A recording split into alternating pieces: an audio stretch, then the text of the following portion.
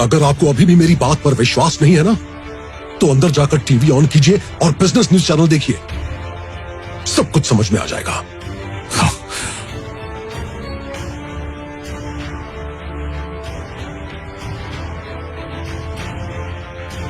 Breaking news, Bhanushali media के CEO नक्श ने जवेरी कंस्ट्रक्शन के साथ अपना पहला प्रोजेक्ट तय किया है। चित्रा वो खबर सुनकर चीख पड़ी और उसकी आंखें अचानक से खुली। उसने देखा कि वो तो अपने कमरे में अपने बिस्तर पर सो रही थी। उसे तब समझ आया कि उसने अभी अभी जो देखा वो सिर्फ एक सपना था। उसकी सांसें अभी तक तेजी से चल रही थीं।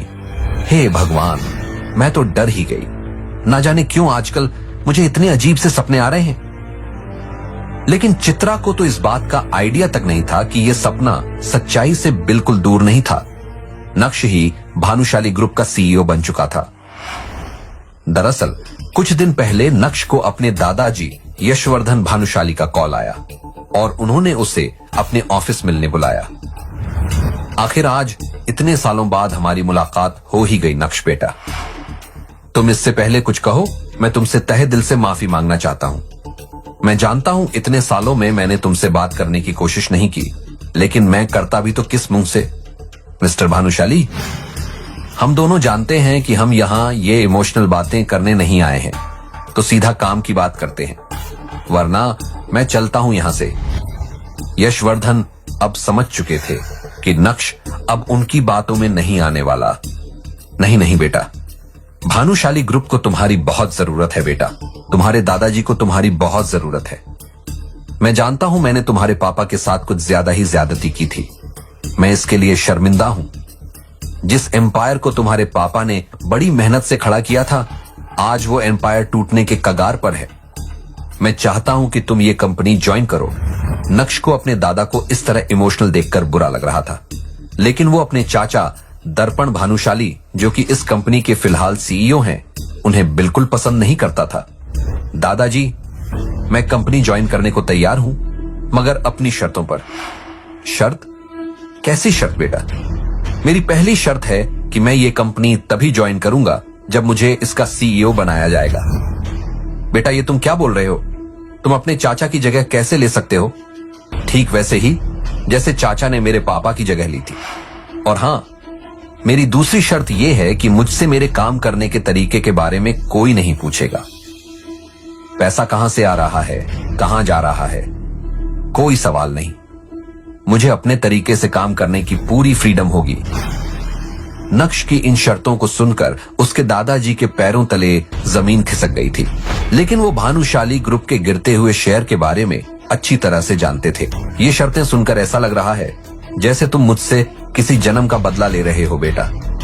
लेकिन ठीक है, मुझे तुम्हारी ये 2 शर्तें मंजूर हैं। दादाजी, ये तो बस शुरुआत है। मैं समय समय पर आपसे कुछ ना कुछ डिमांड करूंगा और आपको पूरी करनी होंगी।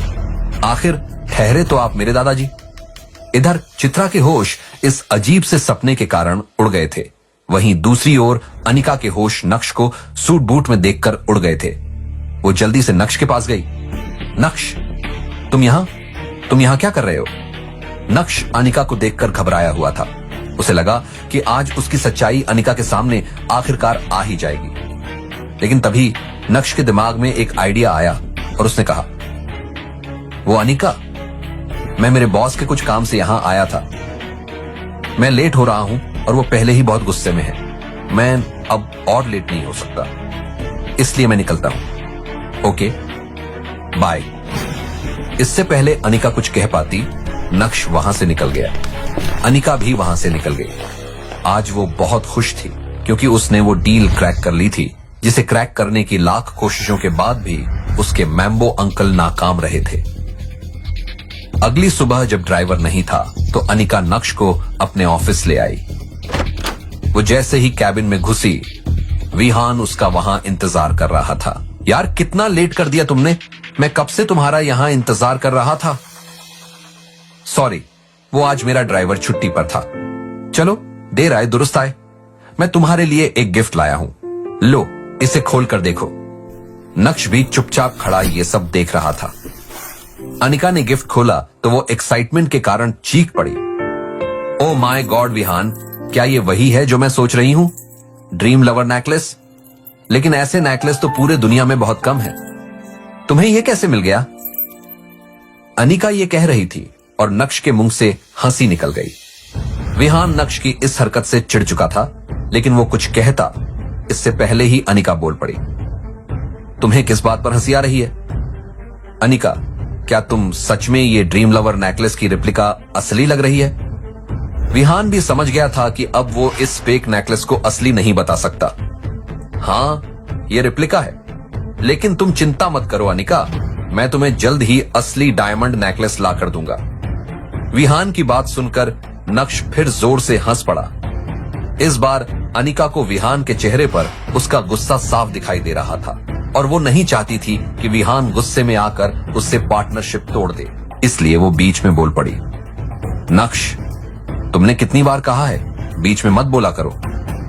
तुम मुझे बस ऑफिस छोड़ने आए थे ना, तो जाओ अब। खुद ने तो कभी मुझे नेकलेस तो दूर एक रिंग तक गिफ्ट की। हाँ अनिका, मैं जानता हूं, और मैं तुम्हें एक दिन असली ड्रीम लवर नेकलेस ला कर दूंगा, आई प्रॉमिस।